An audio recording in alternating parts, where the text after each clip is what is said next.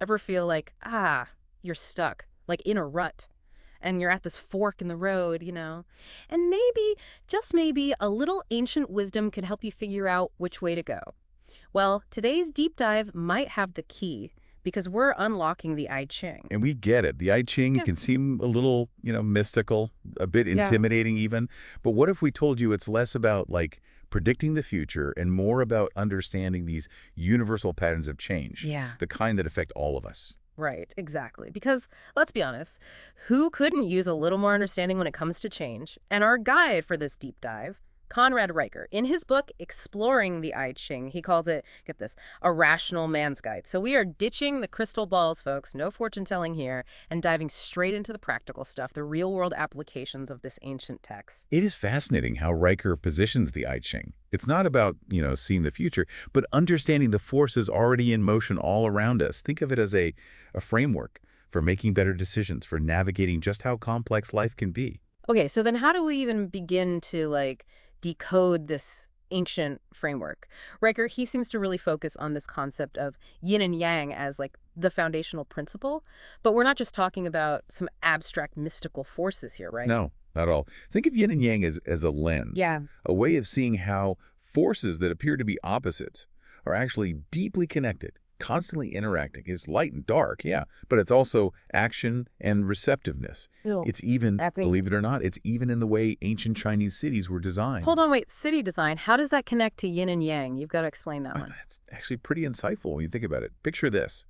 A city where the main streets, right, they represent yang. They're laid out in this grid, symbolizing strength and this stability. And then woven throughout those streets, you have the smaller side streets, the alleyways. These represent yin, symbolizing flow and connection. Wow. So it's about this balance between structure and flexibility, even in something as, I don't know, concrete as a city's layout.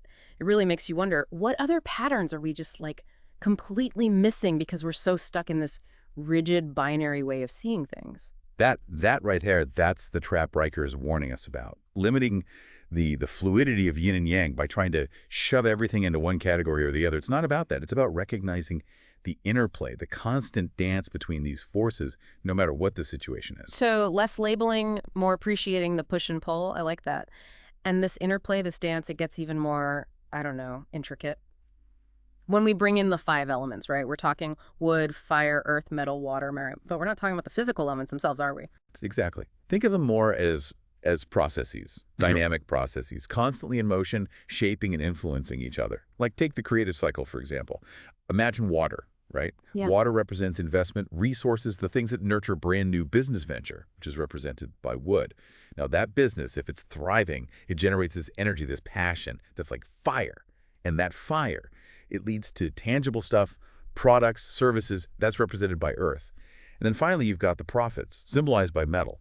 And what happens to profits? They can be reinvested, bringing us full circle back to water. Okay, I think I'm starting to get it. It applies to, well, everything, doesn't it? But like any cycle, it can't all be smooth sailing. What about when things get a little destructive? Well, that's where the destructive cycle comes in. See, each element, while it's got this nurturing side, it also has the power to control or even suppress another. A good example, let's look at a historical event like the Renaissance. Before that incredible explosion of art and intellect and all that, you had the church, right? The church represents earth, and it held a lot of power. And what did it do with that power? It suppressed art and literature, which are symbolized by metal, all to keep its authority. So it really is this cosmic dance, each element having its moment, but also having those vulnerabilities and understanding those cycles, that dance, that's what helps us navigate the tough stuff in our own lives. Precisely. Think about, and I'm sure some of our listeners can relate to this, but think about how this might actually apply to your own experiences. Let's say you're feeling stuck, but in your career this time. That's your wood element, right? The I Ching might suggest you take a look at how the other elements in your life, how are they interacting with your wood? If you're a social life, your fire element, is it burning a little too bright, leaving no energy for your career to grow? Or maybe, just maybe, you've been neglecting your personal growth. That's your earth element. And that impacts your overall sense of fulfillment, which in turn, affects your work. So it's not enough to just address the symptoms. It's like we're going deeper, looking for that root cause. And to do that, we've got to learn the language of the I Ching itself. And that means those intriguing, but let's be honest, kind of cryptic hexagrams. Each hexagram, with its 6 lines, and those lines can be broken, representing yin, or unbroken, representing yang. Those 6 lines act like a snapshot, Yeah. of a very specific situation or a moment in time. And there are a lot of combinations, 64 to be exact, each one with its own unique meaning, its own interpretation. And Riker, he even points out that even just the way these lines are drawn, even that has meaning. Like the trigram for strength, visually, it actually looks like a tree pushing up through the ground. Isn't that wild? But even with this visual language, we're not talking about fortune telling here, right? It's not like the I Ching is going to give us tomorrow's winning lottery numbers. Not at all. It's much more about pattern recognition. Yeah. The I Ching, it gives us this framework, this way of understanding the forces at work in any given situation so that we can make smarter decisions. Think of it like, I don't know, a guidebook maybe, for decoding the patterns of the universe itself and then taking those insights and applying them to our own lives. Not just observing, but actively working with those patterns. I like that. And speaking of putting these ancient principles into action, Riker, he tells this fascinating story about Zhuge Liang, a brilliant military mind, strategist during China's Three Kingdoms period. And get this, he actually used the I Ching, he consulted it for guidance in the middle of these complex military decisions. That's right. And it wasn't just ancient strategists either. There are even stories, although some people debate this, but there are stories about modern figures, people like Warren Buffett. They say he used the I Ching early on in his career. Wait, are you serious? Warren Buffett, the Oracle of Omaha himself, consulting an ancient Chinese text for business advice. Okay, you've got to tell me more about that. That changes everything. How could someone use this in, I don't know, a modern context? It really is a fascinating idea when you think about it. I mean, can we really know Buffett's methods for sure? Who knows, right? But with the I Ching, its principles, if you apply them to business, they might emphasize things like strategic flexibility, Oh, interesting. just like yin and yang, right? Circumstances, they're always changing, so businesses, they need to be able to adapt to market trends, to what the competition is doing, even internal changes, the kind that pop up all the time. So instead of being stuck with this rigid plan, it's more about being ready to pivot, I guess. Yeah. Seize the opportunity when it presents itself. It's like, what's that saying? The bamboo that bends survives the wind. Something like that. That's it, exactly. Now, picture this. You're in a tough negotiation. Understanding those forces, knowing when to really push hard, that's yang, and when to, hold back, be a little more receptive, that's yin.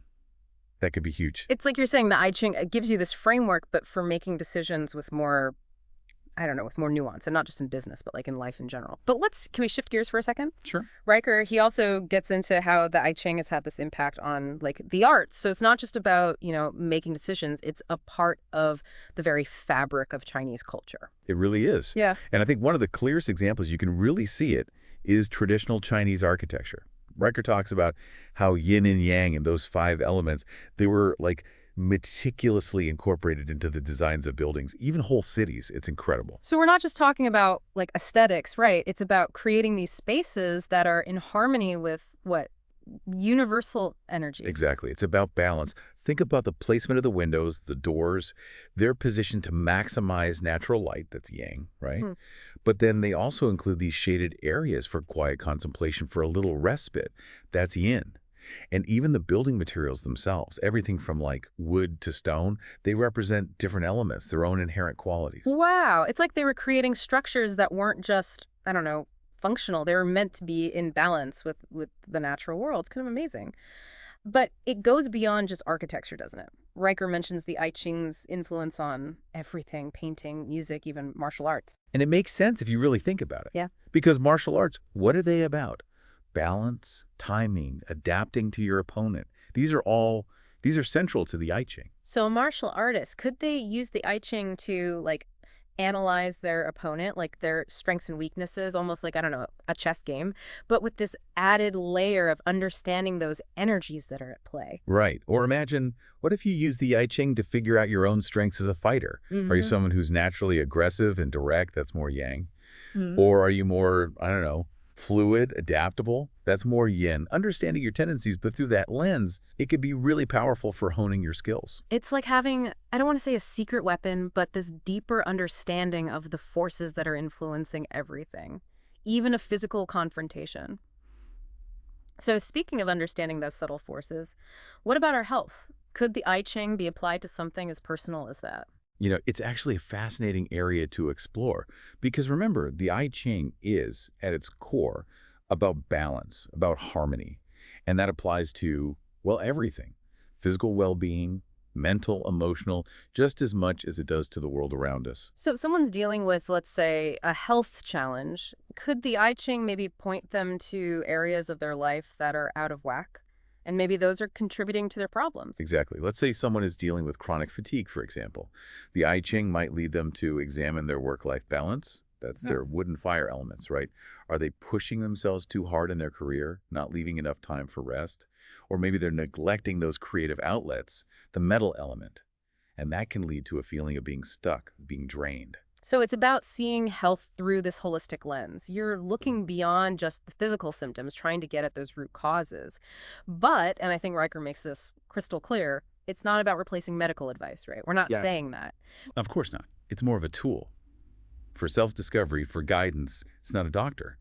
But the insights you can get from the I Ching, they can be really powerful when combined with, regular health care. You can help people see patterns in their lives, maybe make some positive changes. Empowering people to take charge of their own well-being. I like it. But I've heard that wrapping your head around the I Ching, interpreting it, I mean, it can be tough. There's not exactly an answer key for every hexagram. So where do you even begin to, like, unlock its wisdom? That is a great point.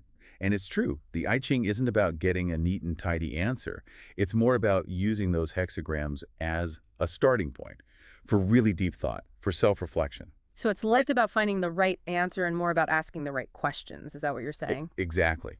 The I Ching, it pushes you to really think critically and creatively about, well, your whole life, Yeah. your choices, the world around you. It's an invitation to tap into your own intuition, to connect with something deeper. And in this world we live in where everything feels so chaotic, so uncertain, that kind of guidance, that's priceless. But how can something so old, I mean, we're talking thousands of years old, how can it still be relevant to us today? That's the amazing thing about the I Ching. It's founded on this idea that there are these universal patterns, these principles Hmm. that govern the entire universe. And those patterns, they're as relevant today as they were centuries ago. So it's not about the specifics, the history, but the wisdom that it holds, the wisdom that stands the test of time. Precisely. It's like a guidebook for the human experience, no matter where you live, when you live. And, one of the deepest parts of that experience, that human experience, is this question of fate versus free will. Mhm. Does the I Ching weigh in on that age-old debate? That's a great question. Does it tell us if our lives are already written or, if we actually have the power to shape our own destinies? What does it say? That is the question, isn't it? Philosophers have been going back and forth on that one forever. And the I Ching, well, it doesn't exactly give us a simple answer.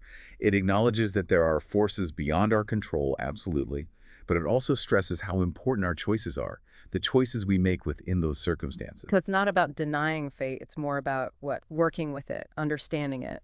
Exactly. The I Ching seems to suggest that we can actually influence our destiny.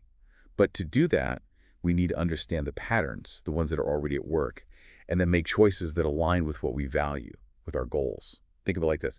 We can't control the wind, but we can adjust our sails to get to where we want to go. I love that. It really captures the sense of agency, recognizing that, okay, yeah, there are these currents in life, but we still get to steer the ship.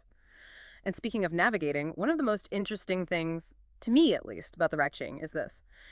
It encourages us to embrace both logic and intuition. It's about finding that balance, that sweet spot between the head and the heart, recognizing that both logic and intuition, they both play a crucial role, in making good decisions and navigating this crazy thing we call life. And that balance, like Riker says, it's got to be more important now than ever, especially in a world that feels so divided. It's so easy to get trapped in our own little bubbles, to see everything as so black and white. It's true.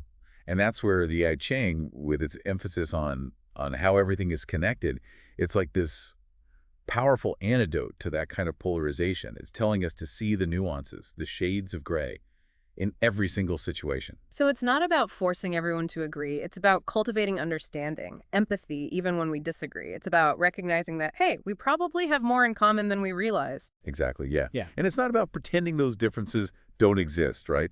It's more about how we approach them with a little more, I don't know, openness. Open minds, open hearts. So instead of instantly judging, criticizing the I Ching, it's like it's asking us, hold on a second. What am I missing here? What's the other side of this? Where's this other person coming from? It's like that saying, right? Before you judge someone, walk a mile in their shoes. But the I Ching, it takes it even further, doesn't it? It's like it's saying, hey, try to understand what shaped those shoes in the first place. What shaped that person, their experiences, their whole perspective. Exactly. And you know what? That understanding, that can be such a powerful bridge. A bridge to compassion, to seeing that we, that connection, like Riker says. Yeah. Now, does that mean we have to agree with everybody? No way. Of course not. Yeah. But it does suggest that maybe when we disagree, we do it with a little more humility, a little more willingness to listen, to actually learn something from the other side. It's about shifting that mindset, right? From us versus them to this recognition that, hey, we're all in this together. We're all navigating this crazy thing called life, and we all have our own stories, our own perspectives. And maybe, just maybe, that's the shift the world needs right now. Who knows? It's a powerful thought, isn't it? That something as ancient as the I Ching, with its wisdom about balance, change, being connected, maybe it does hold the key to, I don't know, a better world. A world with more harmony, more compassion. It definitely makes me hopeful.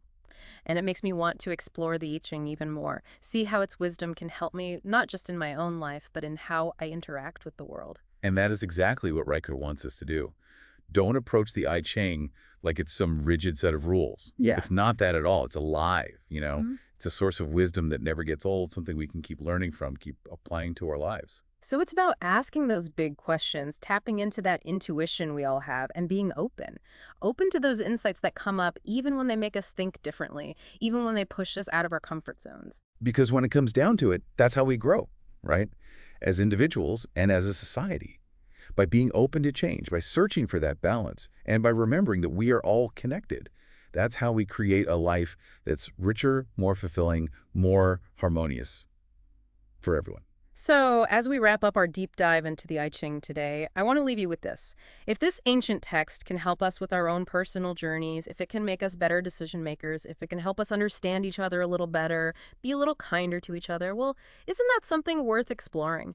Maybe its wisdom really does hold the key to a more balanced, fulfilling life for each of us. And maybe, just maybe, a more harmonious future for everyone. And on that note, until our next deep dive, keep those minds open, keep asking those questions, and keep searching for that balance within yourselves and in the world all around you.